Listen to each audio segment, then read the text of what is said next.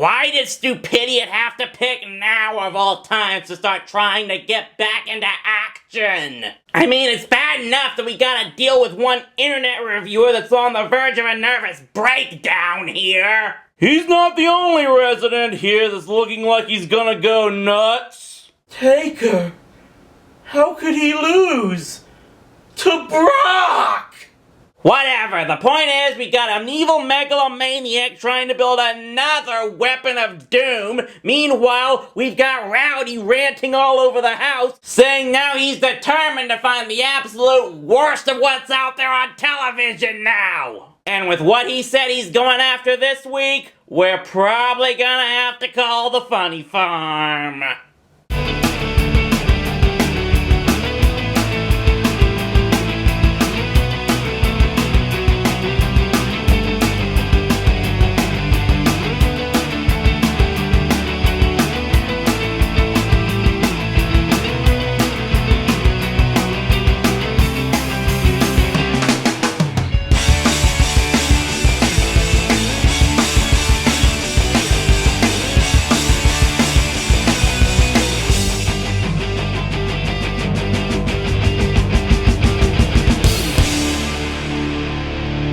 Oh, what the hell was I thinking? You know, it's bad enough that my job entails watching episode after episode of a bad TV show almost every week. But to actually devote one review episode to taking on show after show from a bad network?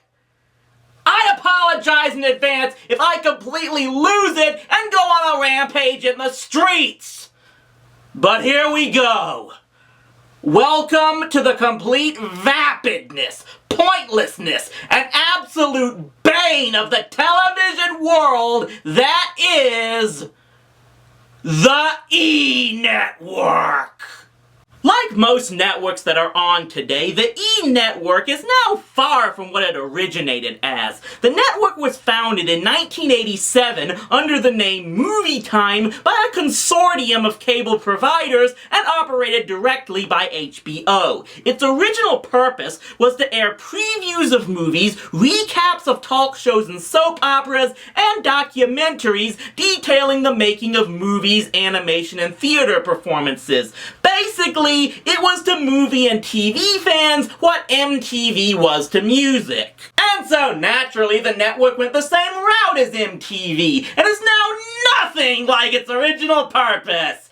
Though admittedly it doesn't still have movie in its name, so props to admitting it completely sold out on that.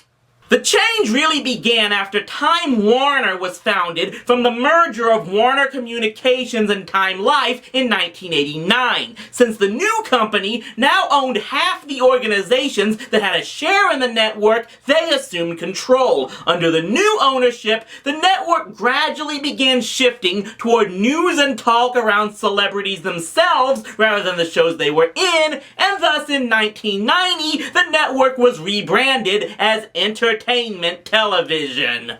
And thus began the past 24 years of working to make the supermarket tabloids look like the freaking New York Times. Yeah, the E-Network might as well stand for the Inquirer Network, because that's what it basically is, a 24-hour tabloid channel. Its content isn't as shameless as TMZ, but the fact that it's a complete network devoted to this tripe might make it worse. Now, I should point out that a lot of what I'm going to be saying here is based on my own personal memories of the network and some of the stuff it aired 10 to 15 years ago, some of which might not be completely accurate if I'm not remembering it exactly as it happened, so take that for what it's worth. And yes, that means I have to admit one of the main reasons that not only drove my desire to review this network, but aids my ability to do so. The unfortunate truth that there was a time when I would watch it. Mainly because of one show, and I think you can all guess what that was. For years, the flagship program of the E! Network has been True Hollywood Story, a series that focused on biographies of individual celebrities or sometimes select Hollywood productions. And I'm not afraid to admit, the show could be really good at times. It was very much like other such biopic programs like A&E's Biography, VH1's Behind the Music, and later on, ESPN's Sports Century.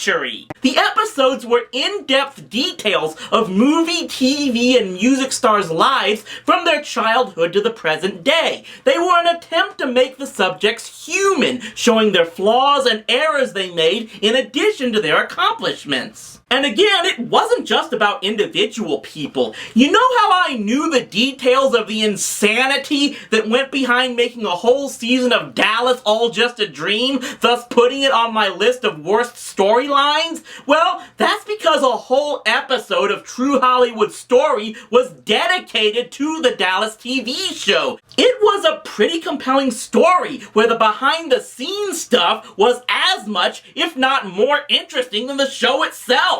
I just lost about 5,000 points of internet cred for saying this, haven't I? For many years, True Hollywood Story took up a large chunk of the network's programming, as 3 to 4 episodes could air in a day. Of course, that doesn't really say much about the network's quality as a whole, because when you can say its better days were when it aired one show repeatedly in the same day, something I greatly criticize networks for doing now, it doesn't exactly say you have a lot of Emmy-quality programming to air. Now does it? But believe me, I'm not in any way saying the E! Network was at one time completely worth watching as a whole just because True Hollywood Story was its most prominent thing on. The stuff I saw that was on while waiting for the next bio was some of the most brain pain-inducing tripe you will ever see! For example, there were shows like, in the exact opposite vein of True Hollywood Story, chose to show a more superficial take on celebrity lifestyles. There was It's Good to Be, which was all about revealing exactly how much money your favorite stars are making and what exactly they spend it on. Or Love Chain, which was all about the many different relationships your favorite stars were in their eternal quest to find true love. Because we all just love to hear about how much better these people are by who they're having sex with and how their homes cost more than some countries, right? There was also this short-lived series that I don't even remember the title of, which was all about taking random people, disguising them as certain celebrities, and then seeing if they could pass off as them. Need I remind you that networks like E! and other such media outlets have often made fun of cosplayers that attend comic conventions. But perhaps the most well-known series outside of True Hollywood Story was their shows featuring lists, like the top 25 child stars all grown up. Yep, they want to give you a boner by showing you what the Cosby Show stars look like now. That's So Raven is creepy enough! This eventually branched out into the E101 series, where they put out lists with 101 spots that were dragged out over 5 episodes for each list. And one thing these lists did was expose just how obsessed the network was with one thing in the mid-2000s. The relationship between Ben Affleck and Jennifer Lopez. Seriously, not only did they make Bennifer #1 on their list of juiciest Hollywood hookups, a list that did not include Joe DiMaggio and Marilyn Monroe, but their list of the 101 biggest celebrity oops started with Ben's strip club bender that led to the relationship getting blown up, and ended at #1 with the making of Gigli. Look, I'm not saying Gigli wasn't a terrible movie. It shocks me that Film Brain has never gotten around to reviewing it. But this network was so obsessed, I'm not surprised surprised that J-Lo tried to hide inside Eric Cartman's fist. That is what happened in that episode, right? By the way, you may have noticed something as I've been going through all of these shows. That being that I have not been showing you much in the way of clips or footage from the actual shows themselves.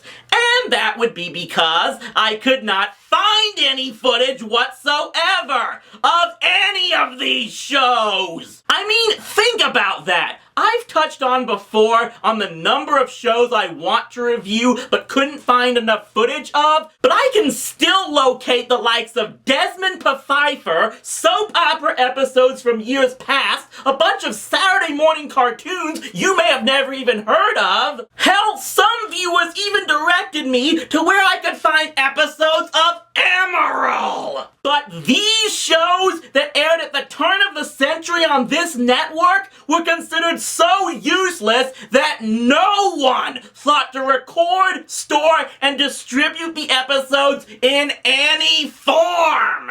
I guess you could look at that and say that shows there is some hope from American audiences that they actually have standards, but that just makes it even more baffling as to why they would air that garbage at all! And sadly, all that eliminating those shows from the E! Network's lineup did was pave the way for stuff that was even worse. We'll get into that after this. So yeah, by the mid-2000s, the E! Network had scrapped a lot of those extremely superficial gossip shows and decided to get into something that required even less brain activity to enjoy. The E! Network got into the horror of reality television. Now, they had already delved into this genre by 2002 when they agreed to give former Playboy playmate Anna Nicole Smith a venue to throw away what little remaining dignity she had. And sadly, that show became a hit, so by the middle of the decade, the groundwork was laid for more soul-sucking horror. Its next big hit in that genre was the piece of crap The Simple Life, where spoiled heiress Paris Hilton and BFF Nicole Richie tried to show how hilarious it would look to see them trying to work on a farm and be like the little people. Not even getting to see that crack horse shovel cow dung would be enough to get me to tune in. Heck, in 2006, there was a Disney Channel original movie called Cowbells that starred Ally and AJ McCalca that I'm almost certain was meant to be a parody of The Simple Life. And yeah, I'll take the Disney movie over this! Now, some of us thought that that might be the bottom of the barrel as far as celebrities selling nothing but their name, but once The Simple Life's run ended, it was replaced by something far, far worse. Gah, I wish I didn't have to talk about this, but there's no way to get around it. Yes, this is the network responsible for making superstars of the Kardashians! No! God, please, no! No! No! No! Yep, you heard it! Those absolute wastes of space known primarily for being the daughters of one of O.J. Simpson's defense lawyers. I'd suggest they were the result of some unholy union between an Earthling and an alien, but that would be a slap in the face to the likes of Mork and Mindy and Out of This World! Either way, the daughters used Daddy's name to infiltrate high society and eventually took advantage of two things in Kim's life: her relationship as Lindsay Lohan's personal stylist and a sex tape of her and rapper Ray J that was made public to create their own TV show. And the show is about nothing but the Kardashians being the Kardashians. That's it! They get millions of dollars to be on television just for living their lives. They are actually getting paid to do nothing! I don't want to live on this planet anymore. And worst of all is that the network has completely thrown itself at this pack of demon spawns! Keeping up with the Kardashians would lead to Kourtney and Kim take New York, Kourtney and Kim take Miami, Khloe and Lamar! Why yes! Those two are the ones I hate the most from that family! Whatever made you guess? And if the fondest wishes of those of us with common sense do come true and the Kardashians fade from existence, this network will likely just turn around and create something else. They've already had the Girls Next Door, Living Lohan, those shows about that vapid Barbie doll Kendra. Yeah, get ready for a Life of Miley show at some point in the near future. I can totally see that coming. And don't even get me started on how this network is now making reality shows featuring professional wrestlers. We do not talk about those shows. Those shows do not exist. You know what? I'm gonna throw him that bone. Bottom line, the E-Network is suck times infinity! This is the most pointless waste of a channel spot on any TV system in the world! How many other networks, Cubo, this, MeTV, can't get a spot on a cable or satellite package because they have to air this abomination and its spin-offs? At least you can use a tabloid magazine to potty train your dog! Outside of one biopic series, which they could have just syndicated out and actually have in years since, there is nothing of value coming from the shows they put out. Give me any adjective, stupid, vapid, pointless, brain-rotting. It still isn't enough to describe what utter garbage the E-Network is. Heck, you shouldn't even call it garbage, because garbage can decompose and become part of the land again! This is the television equivalent of toxic waste! Oh, was this painful! You know, regardless of what we've got going next week, it can't possibly be any worse! Wah, wah, wah, wah, wah, wah, wah, wah.